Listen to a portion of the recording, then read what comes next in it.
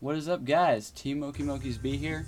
Um, so, I'm going to go ahead and do... I have a couple people that asked me about what to side in and side out. That's a big problem, that they don't know what to side in and side out. So I'll go ahead and flip through. I kind of updated the main deck a little bit earlier today after I playtested yesterday at Locals. My main matchup problem was X-Sabers because my macro didn't really help except for the X-Saber searches, but the X-Saber Dark Soul searches aren't even that big a deal. So, yeah. So let's go ahead and show you the deck, and then I'll show you what to side in and side out. So we've gone out of 2 Eatos for consistency reasons. At least 2 you can actually pull off and not have to worry about it. If you get a monster engrave, you're like, okay, I only have 2 dead cards instead of 3, or let's say you've already played one and it got like Saberhold or something.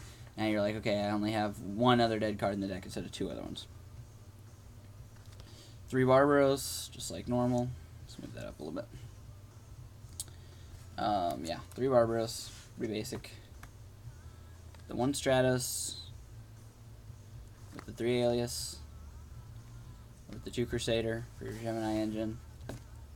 I'm still running the 1 lone DD Survivor because it actually helps, surprisingly. The 1 Fader for attack reduction, and Morphing Jar for some sort of drop power, because I don't really like trading all that much in this deck. I don't know why.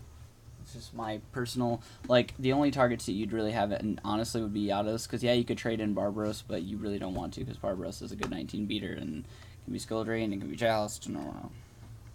So we got the 3 Sparks, 3 Fisher, the 2 Servant, always good. I really like that idea now.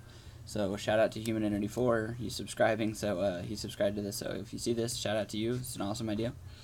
I was toying around with it a while ago, but so 1 Chalice. I'm running 1 Smashing Ground over the other Eatos now, just because of consistency issues, and it helps get over Stardust when you have a D-Fisher out. You don't have to waste a Spark. 1 Rhoda. 1 Scrap Iron Scarecrow, surprisingly. It's a really good card, I think, because they're going to waste... Your opponent is probably going to waste his MT hate on, like, a Royal Oppression or a Macrocosmos or something that's hurting him worse than this, so you can block a lot of attacks with this. Still your 3 Bribe. You gotta run 3 Bribe. If you don't, you're not running Eatos well. 2 Bottomless. 1 Oppression now, because I've cut down the Eatos right now in this deck. I've only got very few monsters that can special summon. I've got the Fader, which they can negate with Royal Oppression, and then it'll continue the battle phase, but they're 800 points less. Their 10th of their life points gone. They could stop a Survivor, but I'm pretty sure he still comes back during the end phase, because his summon was removed from the field. I don't know. Hit me up if you know about that for sure. And then they can also stop the Eatos, but like I said, if they stop the Eatos, I'm only running 2 now, so it's not all that big a deal. Still 2 Skill Drain. 2 Star is still working out good, although game 2, you probably want to side out one of them. Unless you're playing against Infernities. Macrocosmos, 2 of them. 1 Mirror Force, and 1 Solemn. Now I'll go over the side deck real quick, and then I'll show you guys what you side in and out for what matches. So we got double Cyber Dragon, the 3rd Crusader, 2 Honests, the 3rd Eatos, 2 Ryos, 1 Skyscraper, something new, 1 Future Visions, 1 Soul Release, 2 Grand Convergence. If you don't know what that is, I'll tell you about that in a minute. The 3rd Macrocosmos, and the 2nd Oppression. So, I'll go ahead and go through first what each of these cards are for, and why you should run them. And then I'll tell you what to side in and out for certain matches. The matches that I'm going to go through are X-Sabers, Blackwings, Gladiator Beasts, and Infernities, because those are the top decks right now. I mean, you could go Froggy Monarchs and stuff like that, but Frog Monarchs are going to be the same exact side that you would side for Infernities. So I guess those would be the same thing. So let's go ahead and go through. We'll go backwards this time. Hold on, let me reset my little timer here. I know when to actually stop this video, and it's not too super long. There we go. Alright, Oppression, the second one, is for any deck that special summons a lot. You can use it against X-Sabers, you can use it against GBs, not so much Blackwings, obviously, because they do special summon a lot, but they can get around it with Whirlwind searches and whatnot, and I highly doubt they're going to side out their Whirlwinds. Macrocosmos, this is for any deck that you think macro would be really good against. Now, X-Sabers, I find, even though it does stop the Dark Soul searches, they could still get around Macrocosmos, and so I wouldn't even recommend running Macrocosmos against X-Sabers. But against Infernities, against Frog Monarchs, you know, those kind of decks that revolve around the graveyard a lot for a lot of different things, it's a really good card. Not only that, but it allows you to run, if you run that means you're running 3 Macrocosmos, which allows you to safely run 2 Grand Convergence. It's a quick play spell card. You can activate it only while Macrocosmos is out. So if they're, you know, it's your turn and you activate Macrocosmos and they like chain MSD, you could be like, okay, chain Grand Convergence, and get this in before they kill your Macrocosmos. If Macrocosmos is on your side of the field, inflict 300 points of damage to your opponent's life points, which, you know, small amount of burn. It's not all that helpful, but it still does some damage. And the good part about, nuke all monsters on the field. So if you have no monsters, more than likely in Eatos decks, you're not going to want to summon more than 2 monsters at a time anyway, so you're not losing much, and especially if they swarm, it's crazy good. Especially good if even if they have 1 monster and you're trying to kill them, you can just activate that.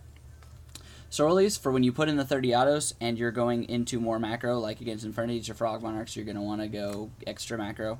Future Visions against Blackwings, because the effective Future Vision says when a monster's normal summoned, not set or special, those get around it. But when it's normal summoned, it's removed from play for the turn, and it comes back during your next standby phase.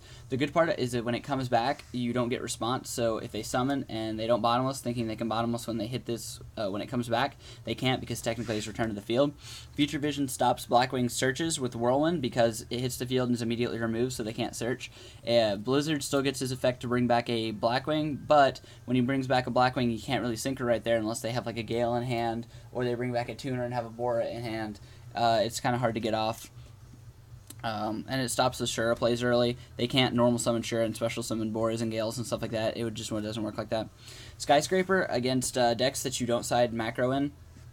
It makes your aliases 2,900 beaters that can get over Stardust if they're lower than Stardust, obviously, to begin with.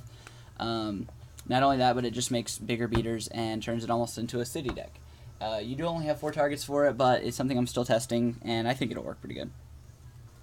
The 2 Ryos, because it stops, or it's really good against X-Sabers, it stops their searches, their Dark Soul searches, that you can't stop with Macrocosmos because you don't want to keep this in with Macrocosmos and Deep Fissure in. And he's 19 meters, so that's good. If you decide the extra amount Macrocosmos and the Grand Convergences, put in the other Eatos, because then you have enough insurance to make sure that you always have a removal card.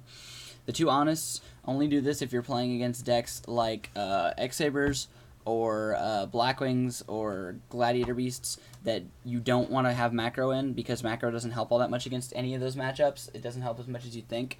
So side those out and put in Honest. I almost won a game yesterday because I had an Eos Alias and a Crusader in attack mode, and he had a Stardust with 300 points left, and he was deciding whether to attack.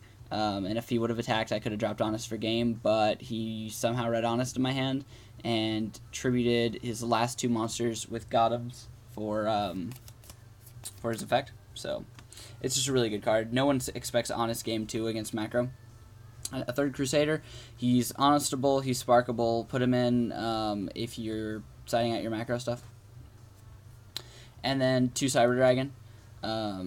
They are just, you know, once again, same reason as Crusader. If you're siding in the Honest and siding out the macro stuff, put these in. Make sure you also side out your Oppression as well.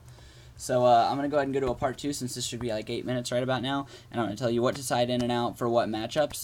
This has been an explanation mostly of my side deck and an update on my main deck. So check out part 2 for what to side in and out. Thanks, guys, and peace.